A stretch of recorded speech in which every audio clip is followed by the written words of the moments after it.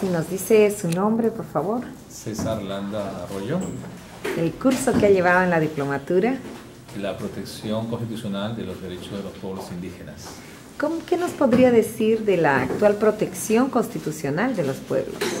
Diría que es una tarea progresiva que se ha empezado a desarrollar de manera incipiente en la jurisdicción constitucional y también en el sistema interamericano, pero que hay muchas posibilidades de una mejora de la estrategia de defensa al momento de poder integrar los avances nacionales con la apertura que la Corte Interamericana ha señalado para proteger los derechos de los pueblos indígenas. ¿Cuál es el marco constitucional que hay para la protección de los pueblos indígenas en el Perú? La Constitución ha incorporado una serie de artículos importantes que configuran elementos centrales de protección de los derechos de los pueblos indígenas, aunque no suficientes. Pero creo que es la jurisprudencia la que permite, sobre todo, potencializar los derechos de los pueblos indígenas a partir también de una interpretación de las declaraciones y de los convenios que sobre protección de pueblos indígenas el sistema internacional ha aprobado y que el Perú los reconoce. ¿Cómo podría reseñar los principales elementos de protección que actualmente existen en el marco constitucional? Por un lado están los derechos que se reconocen a la identidad, el derecho al uso del idioma local, ¿no? La educación, el derecho al territorio, el derecho a la jurisdicción, indirectamente a través del derecho de propiedad, a los conocimientos que son materia de protección de los pueblos indígenas, pero también yo diría que, como todo derecho, tiene que existir procesos, y los procesos, si bien son generales, dan lugar a que puedan ser protegidos los derechos de los pueblos indígenas a través de acciones de inconstitucionalidad, procesos de amparo, procesos de habeas corpus inclusive, como también de cumplimiento y hasta de habeas data. Y sin permiso de ello, la posibilidad de poder acudir a la jurisdicción internacional que la Constitución reconoce para la mejor protección de los derechos de los pueblos indígenas en el marco del sistema internacional. En el país, ¿cuáles son las acciones a las que han recurrido los pueblos indígenas? Yo diría que a nivel de la jurisdicción constitucional están los procesos de habeas corpus, procesos de amparo y procesos de inconstitucionalidad sobre todo. ¿Cuáles serían los principales avances de la jurisprudencia de la Corte, del Tribunal Constitucional del Perú en esta materia? Yo diría que en primer lugar reconocer que los tratados relativos a derechos de los pueblos indígenas tienen rango constitucional en tanto forman parte del catálogo de los derechos humanos, cosa que no estaba asumida inicialmente. En segundo lugar, entender de que el derecho a la consulta, no obstante que no está en la Constitución, pero sí en el Convenio 69, es un derecho fundamental exigible en nuestro país y que en su momento señaló se requería de una precisión legislativa, ciertamente, que es materia también de debate, ¿no? En tercer lugar, reconocer el derecho al territorio, ¿no? Que también se ha venido ya asumiendo en jurisprudencia última, como también esferas, digamos, de derechos relativos a los ámbitos de protección de las decisiones jurisdiccionales, aun cuando ahí hay más discusión en torno al reconocimiento de derechos de los pueblos indígenas que pudieran, a juicio del tribunal, afectar, por ejemplo, el debido proceso, ¿no?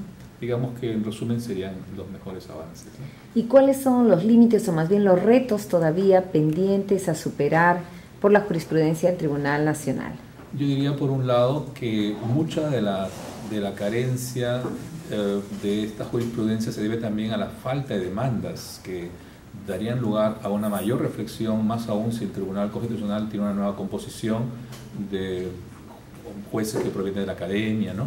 Y de un talante democrático. En ese sentido, creo yo que corresponde entonces que desarrollen, por ejemplo, temas relativos al derecho a la consulta, en tanto el consentimiento de los pueblos indígenas, es un tema que está en discusión, o también el derecho sobre incluso el territorio, ¿no? En materia de recursos naturales, cuál es el alcance que tiene el dominio que hay sobre el territorio, si es la superficie o también los recursos, que es parte del debate, ¿no?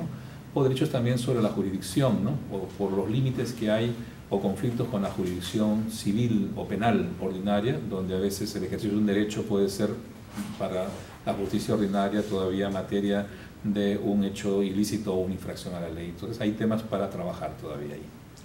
Bien, hay una queja de algunas organizaciones que los procesos demoran mucho. ¿Cómo se podría superar este reto? Sí, yo creo que la demora de los procesos se debe en parte a que hay una sobrecarga, por un lado, ¿no?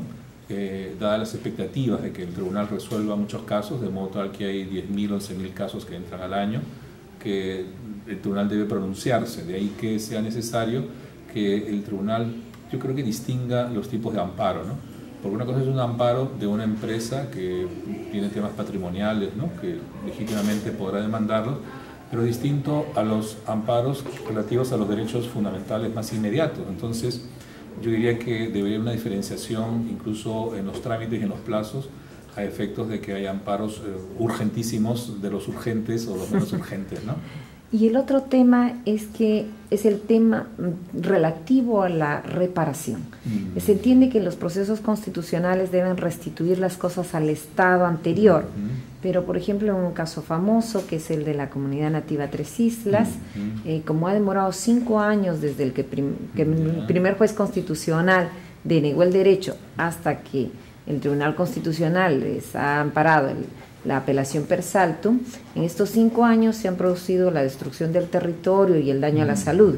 Entonces, sí, la restitución de cosas al estado anterior, en este o en otros casos, significaría también entonces la reparación integral para que puedan devolverse las cosas en lo posible al estado anterior. ¿Qué opina de esta materia? Sí. En la medida que siempre se dice que el tribunal no puede ordenar pagos, pero ¿no sería parte de la naturaleza de los procesos que restituyan las cosas al estado anterior? Yo creo que hay sentencias del tribunal que por naturaleza lo que buscan es proteger los derechos fundamentales. Y una de las medidas puede ser reponer las cosas al estado anterior de la violación cuando ésta es posible de ser repuesta, ¿no? Pero cuando no es posible de ser repuesta porque ya se cometió la infracción que es insuperable, ¿no?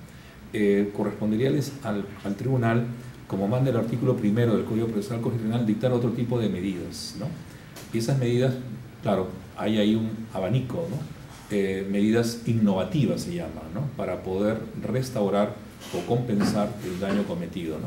Es cierto que la reparación patrimonial no está prevista explícitamente como medida de satisfacción, a diferencia de otros sistemas, pero eso no quita de que el tribunal pueda disponer mediante su propia sentencia que sea como un título ejecutivo para que un juez ordene, ¿no? Por ejemplo, la indemnización, dado que ha habido una afectación de un derecho.